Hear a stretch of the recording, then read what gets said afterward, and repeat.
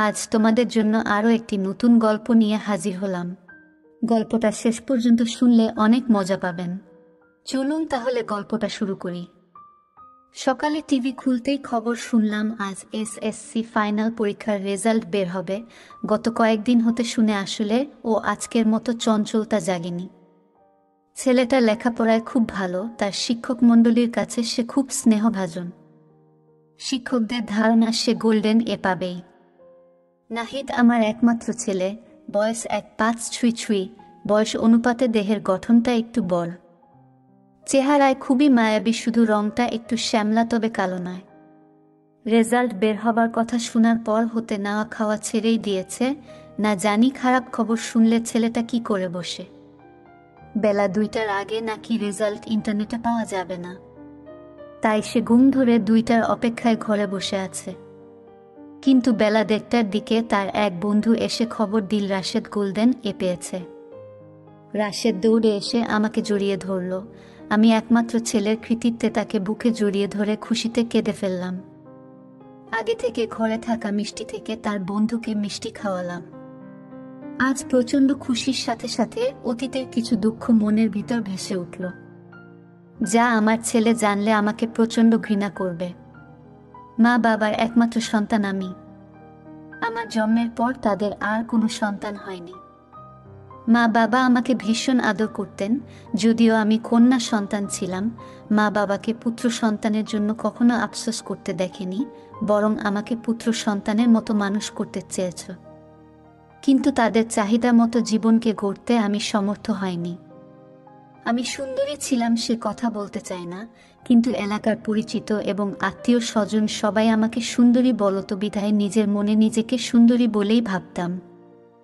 SSC star mark নিয়ে বিজ্ঞান group থেকে প্রথম বিভাগে উত্তীর্ণ হয়ে স্থানীয় ডিগ্রি কলেজে এইচএসসিতে ভর্তি হই। কলেজে বিভিন্ন ছেলে বন্ধু প্রেম নিবেদন করলেও কারো প্রেমে সাড়া দিতে পারিনি। পাছে মা বাবার মনে ব্যথা পাবে ভেবে সবাইকে এড়িয়ে যেতেম। এইচএসসি প্রথম বিভাগে উত্তীর্ণ হয়ে মা বাবার আশা পূরণের জন্য ডাক্তারি পরীক্ষায় অংশ নিলাম, কিন্তু মা বাবার সে আশা পূরণ করতে ব্যর্থ হলাম। নিজের মনে হতাশা নেমে এল, সিদ্ধান্ত নিলাম আর লেখাপড়া করব না। মা বাবা অনেক বুঝিয়ে হাল ছেড়ে দিলেন। লেখাপড়া বন্ধ হওয়ার সাথে সাথে তারা আমার বিয়ের ব্যাপারে উঠে পড়ে লাগল। আমিও তাদের মতে সাই দিলাম। 1 মাসের মধ্যে আমার বিয়ের কথা পাকা হয়ে গেল। বর একজন সরকারি প্রথম শ্রেণীর কর্মকর্তা, হ্যান্ডসাম, সুশ্রী চেহারার ভদ্র মার্জিত সুপুরুষ। আমাকে তার খুব পছন্দ হয়েছে, আমিও তাকে খুব পছন্দ করেছি। আমার পছন্দের কথা জেনে মা বাবা অত্যন্ত খুশি হয়েছেন। আত্মীয় স্বজনের সবাই আমাদের শোনায় সোহাগা জুড়ি বলে উল্লসিত হয়েছেন। অবশেষে নভেম্বরের কোনো এক শুভ দিনে আমাদের বিয়ে হলো। বাসরের প্রথম দিনে আমার নবস্বামী সুপুরুষের যথেষ্ট পরিচয় দিয়েছে। শুধু প্রথম দিন নয়, বিবাহিত জীবনের 3 বছরে কোনোদিন আমাকে সে অতৃপ্ত রাখেনি। শুধু চাহিদার দিক নয়, জীবনের সব দিকে সে পরিপূর্ণতায় ভরিয়ে দিয়েছে। শুধুমাত্র মাতৃত্বের স্বাদ থেকে আমি বঞ্চিত হয়েছি। 3 বছরেও কোনো সন্তান না হওয়ায় আমরা দুজনেই বিভিন্ন ডাক্তারের শরণাপন্ন হতে শুরু করলাম। বিভিন্ন পরীক্ষা নিরীক্ষা হলো আমাদেরকে নিয়ে। আমাদের রক্ত, শুক্রাণু, নানাবিধ পরীক্ষা চালালো বিভিন্ন স্পেশালিস্ট ডাক্তারেরা। তারপর দেশ ছেড়ে বিদেশ, বিশেষ করে ভারত ও সিঙ্গাপুরের স্পেশালিস্টের কথা উল্লেখ না করলে নয়। এভাবে আরও 4 বছর পার হয়ে গেল। আমি মাতৃত্বের স্বাদ পাইনি। এত সকল পরীক্ষাতে আমি মোটেও জানতে পারিনি কার মাঝে আসল ত্রুটি লোকায়িত, আমার না আমার স্বামীর। আমার স্বামী বরাবরই জানিয়ে এসেছে আমরা উভয়ে ঠিক আছি। সন্তান না হওয়াটা আমাদের দুর্ভাগ্য মাত্র। আমরা একে অপরকে এত ভালোবাসি যে একজনের কথা অপরজনের কাছে দৈববাণীর মতো বিশ্বাস্য। বিয়ের 7 বছরে আমাকে বহু স্থানে বেড়াতে নিয়ে গেছে। দেশ বিদেশের অনেক জায়গায়, কোনো জায়গায় চিকিৎসার উদ্দেশ্যে, আবার কোনো জায়গায় শুধুমাত্র বেড়ানোর উদ্দেশ্যে। জানুয়ারির একদিন আমরা স্বামী স্ত্রী মিলে দেশের এক বৃহত্তম বন জঙ্গলে ভরা একটি ইকো পার্কে ভ্রমণ করতে যাই। বিভিন্ন প্রাকৃতিক মনোরম দৃশ্যাবলী দেখতে দেখতে আমরা প্রায় বনের গভীরে ঢুকে গেলাম। এখানে বলা রাখা ভালো, আমার স্বামী যখনই আমাকে নির্জনে পায় তখনই আমাকে ভালোবাসার আবেদনে সিক্ত করতে সচেষ্ট হই। এমনকি গরমের দিনে ছাদে উঠলে ও সে আমার আদর করতে ভুল করে না। একাকী পেলেই সে আমাকে কোনো না কোনোভাবে ভালোবাসার আদর করেই থাকে। মাঝে আমার খুব ভালো লাগে, আবার মাঝে মাঝে খুব বিরক্ত হই। সেদিন আমরা যখন বনের গভীরে একটা নির্জন স্থানে পৌঁছলাম, হঠাৎ আমার স্বামী আমাকে জড়িয়ে ধরে উপহার দিতে শুরু করে। আমি একটা ঝাটকা দিয়ে বললাম, ধ্যাত পাগলামি করনাথ, কেউ দেখে ফেললে ভারী বিপদ হবে। কিসের বিপদ? আমার স্বামী স্ত্রী নই, স্বামী স্ত্রীর জন্য বাড়ি নেই? তাদের জন্য বন জঙ্গল কেন? কেউ দেখে ফেললে আমরা যে স্বামী স্ত্রী কোনোমতেই বিশ্বাস করানো সম্ভব হবে না, বুঝলে? আশেপাশে তো কেউ নেই, চলো না একটু নতুন স্বাদে মেতে উঠি। কি বলছো কেউ নেই? শুনছো নাকি যেন অদূরে কাঠ কাটছে? আরে তারা আসতে অনেক দেরি চলত। বলেই সেই আমাকে টেনে চলার পথের আঁকা বাঁকা ধূর থেকে টেনে নির্জনে নিয়ে গেল। আমাকে আলিঙ্গন করে সেই পাগলামো শুরু করলো। হঠাৎ কাঠ কাটার শব্দ বন্ধ হয়ে গেল। স্বামীকে অনুনয় করে বললাম, এই দেখ, তাদের কাঠ কাটার শব্দ বন্ধ হয়ে গেছে, এদিকে আসতে পারে। দুষ্টুমি বন্ধ করো। আরে থামতো, তারা এদিকে আসবে, কথা আছে নাকি? বলে সে আমাকে আরো দুষ্টুমি করতে লাগলো। আমার ওই সমস্ত ভালো আচরণ করতে লাগল। আমিও অপারক তার প্রতিক্রিয়ার সাড়া দিতে লাগলাম। একসময় আমার সমস্ত নিয়ন্ত্রণ হারিয়ে ফেললাম, আর আমাদের স্বামী স্ত্রীর ভালোবাসা আরও গভীরতা বাড়তে লাগলো। এমন অবস্থায় আমাদের খুব নিকটে কয়েকজন মানুষের চলার শব্দ শুনতে পেলাম। বুঝলাম তারা দাঁড়িয়ে ফিস ফিস করে কি যেন কিথা বলছে। আমি ভয়ে আটকে উঠলাম, আমাদেরকে দেখে ফেলেনি তো? আমার স্বামী নিজেকে নিয়ন্ত্রণ করে আমাকে নিয়ে আরও একটু দূরে নির্জনে সরে যেতে চাইল। সেটা যেন আমাদের জন্য কাল হয়ে দাঁড়াল। সরে যাওয়ার সময় আমি একটা মাটির উঁচু ঢিবির সাথে উঠুস খেয়ে পড়ে গেলাম, এমন মৃদুভাবে শব্দ করে উঠলাম। সাথে সাথে তারা তিনজন দৌড়ে আসলো। আমাদেরকে দেখে তাদের চোখ ছানা বড়া হয়ে গেল। বনের গভীরে নির্জনতায় এক জোড়া নারী পুরুষকে দেখে তারা কদাকার হাসির মাধ্যমে খারাপ ইঙ্গিত করতে লাগল। আমরা তাদেরকে অনুনয় করে বললাম, আমরা স্বামী স্ত্রী, আমাদেরকে ছেড়ে দিন। তাদের একজন বলল, কত দেখেছি, ধরা পড়লে সবাই স্বামী স্ত্রী বলে বাঁচতে চাই, তোদের রক্ষা নেই, বনের ভিতর তোদেরও বেঁধে রেখে যাব, সন্ধ্যার পরে তোদের মতো জেনাকারীদের শিয়ালে খুবলে খুবলে খাবে। অন্যজন বলল, চল না, ধরেছি যখন তাদের কে মাই লাগায়। আরেকজন বলল, চল আগে আমাদের মদের কারখানায় নিয়ে যায়, সেখানে আলোচনা করে যেটা করতে হয় করব। তারা তিনজনের শেষ প্রস্তাবে রাজি হলো। আমাদের হাজারো অনুনয় বিনয় তারা শুনল না। দুজনে তাদের পায়ে ধরেছি, শপথ করে স্বামী স্ত্রী বলে অনুরোধ করেছি, তারা মোটেও বিশ্বাস করল না। তারা আমাদের চোখ মুখ এবং হাতকে পিছমোড়া করে বেঁধে ফেলল। দুজনে আমার দুবাহু ধরে টেনে নিয়ে যেতে লাগল। সম্ভবত অন্যজনে আমার স্বামীকে টেনে নিয়ে আসতে লাগল। আমাদের কারো মুখে কথা নেই, বলতে ইচ্ছে থাকলে ও মুখ বাধার কারণে বলতে পারছি না। তারা তিনজনে চলার পথে নানা রকম কুরুচিকর ভাষা বলছিল।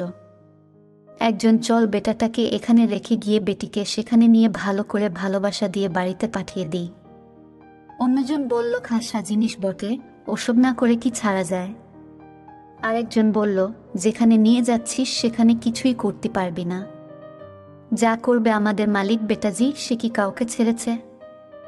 দেখলি না সেবার আমরা এনে দিলাম, আর সে 3 দিন রেখে কিভাবে, আমরা শুধু দেখে উপভোগ করেছি, আবার যেভাবে এনেছি সেভাবে নিরাপদে দিয়ে এসেছি। তাদের কথা শুনতে শুনতে আমার ভয়ে পা চলছে না। পিছনে কাউকে পড়ে যাওয়ার শব্দ শুনলাম। বুঝলাম আমার স্বামী ছাড়া কেউ নয়। অনুভব করলাম একজন ধ্যাত শালা বলে একটা লাথি মেলেছে। কিছুক্ষণ আসার পর পিছনে আমার স্বামীর পায়ের শব্দ পাচ্ছি না। বুঝলাম তারা আমার স্বামীকে ফেলে রেখে আসছে। আমি চলার সব শক্তি হারিয়ে ফেললাম। আমার পাগুলি থেমে গেল, মাটিতে পড়ে গেলাম। সাথে সাথে একজন আমার চুলের মুঠি ধরে টেনে তুলল। আবার হাঁটতে লাগলাম। মনে হয় 1 ঘন্টা চলার পর আমাকে তারা একটা ঘরে ঢুকাল। তাদের একজন কাউকে সম্বোধন করে বলল, আপনার জন্য ধরে এনেছি। তারা বনের ভেতর নিষিদ্ধ কাজ করছিল, আপনি ইচ্ছে মতো স্বস্তি দিন। লোকটি ভরাট গলায় বলল, বেটাকে কি করলি? তাকে আনলি না কেন? তাদের যাতে এত শখ, আমার সামনেই তাদেরকে কাজে লাগিয়ে দিতাম, আর সবাই রিয়েল সিনেমার অ্যাক্টিং দেখতে পারতাম। যা এনেছিস যখন ওখানে বসা, আর তোরা কে কত কাঠ কেটেছিস তার মজুরি নিয়ে চলে যা। আমাকে একটা চৌকিতে বসিয়ে তাদের মজুরি নিয়ে চলে গেল। হয়তো আজকের মতো তারা আসবে না। কিছু দূর গিয়ে তাদের একজন ফেরত এসে বলল, বস, ওইগুলো দেবেন না। লোকটি বলতে হবে নাকি? জানা ওইগুলো কি সেটা পরে বুঝেছি, সেগুলো মন্দ। সবাই চলে গেছে, আমি হাত মুখ ও চোখ বাঁধা অবস্থায় বসে আছি। কিছুক্ষণ পর আমার সামনে এসে একজন লোক দাঁড়াল। আমার চোখের বাঁধনে হাত রাখল, পর আমার চোখ ও মুখের বাঁধন খুলে দিল। দেখলাম মাঝারি দেহের লম্বা ফর্সা একজন লোক আমার সামনে দাঁড়িয়ে। বয়স আনুমানিক 36 হতে 40-এর বেশি হবে না। আমার আপাদমস্তক দেখছে। বাহ, সুন্দরী মহিলা। কিন্তু লোকটি আমার দিকে তাকিয়ে বলল। আমি অনুনয় করে বললাম, বিশ্বাস করুন, আমরা স্বামী স্ত্রী, আমরা কোনো অসামাজিক কাজ করিনি। আমাকে ক্ষমা করুন, দয়া করে আমার সর্বনাশ করবেন না। তাকে সর্বনাশ বলছো? বনে জঙ্গলে ঘুরে ঘুরে যা করছো তা আমার সাথে করলে তোমার সর্বনাশ হয়ে যাবে। ঠিক আছে, আমি কিছু করব না, চলে যাও। আমার হাতের বাঁধন খুলে ঘর থেকে বের করে দিল। পাহাড়ের উঁচু টিলা হতে কোথায় কোন দিকে যা ভাবতে পারছি না, কোনো পথ চিনি না। এই অন্ধকার রাতে উত্তপ্ত কড়াই থেকে বেঁচে আগুনের ফুলকিতে পড়তে হবে। দাঁড়িয়ে রইলাম। কিছুক্ষণ পর চারিদিকে ঘন অন্ধকার হয়ে গেল। কাছেই শেয়াল ডেকে উঠল। ভয়ে আটকে উঠলাম। একটা শেয়াল আমার খুব কাছ দিয়ে দৌড়ে গেল। তাড়াতাড়ি ঘরে ঢুকে গেলাম। আমার স্বামীর কথা মনে পড়ল, জানি না কেমন আছে। আশীর্বাদ করলাম জীবন নিয়ে সুস্থ শরীরে সে ঘরে ফিরে যেতে পারে। আমি বেঁচে ফিরতে পারলেও সে যে আমাকে ফিরিয়ে নেবে না সেটা নিশ্চিত। লোকটি আমার দিকে তাকিয়ে বলল, কি সর্বনাশ হতে চাও? ঘরে ফিরে এলে যে? আমি জানি এইসব মহিলারা এমন হয়, চাইলে দেয় না, আর না চাইলে ইচ্ছে করে দেয়। আমি কিছু বললাম না। নীরবে আগের স্থানে গিয়ে বসে রইলাম।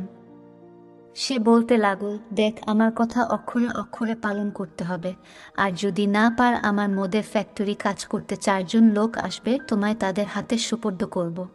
তারা তোমায় খুবলে শেষ করে দেবে। কোনটা পছন্দ করবে বল? আমায় নাকি ওই 4 জনকে? বলতে বলতে লোকটি আমার সামনে এসে দাঁড়াল। আমার চোয়াল ধরে বলল, না, আমি তোমায় তাদের হাতে দেব না। এমন সুন্দরী মহিলাকে আমি একাই রাতের রানী করতে চাই। সারা রাত ধরে আমার সেবা করবে বলে সে আমার অসামাজিক কার্যকলাপ করতে লাগলো। আমি তার আচরণে আমার স্বামীর উপরেই যত ক্ষুব্ধ হচ্ছি তার উপর ক্ষমা করতে পারছি না, কেননা এর জন্য আমার স্বামীই দায়ী। জঙ্গলে এমন কাণ্ড না করলে এই বিপদে পড়তে হতো না। আমি লোকটির কাজে বাধা দিলাম না, দিয়ে কোনো লাভ হবে না সেটা জানি, বরং আরও বেশি বিপদে পড়ার সম্ভাবনা বেশি। আমি তার খেলার পুতিলের মতো সে যেমন বলছে তেমনভাবে সাড়া দিচ্ছি। সারা রাতে নববিবাহিতের মতো 4-5 বার তাকে সেবা করলাম। সকালে ঘুম থেকে ওঠার পর নিজ হাতে নাস্তা দিল। সারা রাতের উপবাসী আমি কিছু না ভেবে খেয়ে নিলাম। তারপর আমাকে নিয়ে অপবিত্র শরীরে বের হল পৌঁছে দিবে বলে। আমি হাঁটতে পারছিলাম না, শরীরটা ফুলে গেছে সেবা করে। হাঁটতে খুব কষ্ট হচ্ছে, তবুও আমাদের সেই গন্তব্যে আমাকে বলল, যাও, তোমার বিদায়। সে চোখের অদৃশ্য হতেই আমি সেখানে বসে পড়লাম। মনে মৃত্যু কামনা করলাম, না তাহল না। অনেক কষ্ট করে সামনে গেলাম, দেখলাম আমার স্বামী ঘাসের উপর শুয়ে আছে। আমাকে দেখে জড়িয়ে ধরে কান্নায় ভেঙে পড়ল। জানতে চাইলাম আমি ঠিক আছি কিনা। বললাম, হ্যাঁ, ঠিক আছি। স্বামী বলল, ঠিক না থাকলেও তুমি আমার স্ত্রী, তুমি নিরপরাধ, সমস্ত অপরাধ আমার। তোমাকে কলঙ্কের হাত হতে বাঁচানোর জন্য সারা রাত মৃত্যুর ঝুঁকি নিয়ে আমি বসে আছি, বাড়ি যাই নাই। কয়েক মাস কেটে গেল, আমার মাসের ওইটা বন্ধ। হঠাৎ একদিন আমি বমি করতে শুরু করলাম। বাড়ির সবাই আমার বমি দেখে খুব খুশি, শুধু আমার চেহারাটা মলিন হয়ে গেল।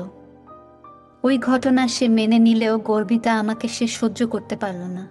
হঠাৎ করে তার সব সম্পত্তি, ব্যাংক ব্যালেন্স সব আমার নামে লিখে দিল। একদিন খবর এল সে রোড অ্যাক্সিডেন্ট হয়েছে। সবাই জানলো সে দুর্ঘটনায় আমাদের সবাইকে ছেড়ে চলে গিয়েছে। আর আমি জানি সে ওই রাতের দুর্ঘটনার শিকার স্ত্রীর গর্ভজাত সন্তানকে দেখে নিজে পিতা হওয়ার ব্যর্থতা ঢাকতে আত্মহত্যা করেছে। ওই রাতটা আমার কাছে চির অম্লান, কেননা ওই রাত আমার জীবনে মাতৃত্ব এনে দিয়েছে। বন্ধুরা, গল্পটি এখানে সমাপ্ত করলাম।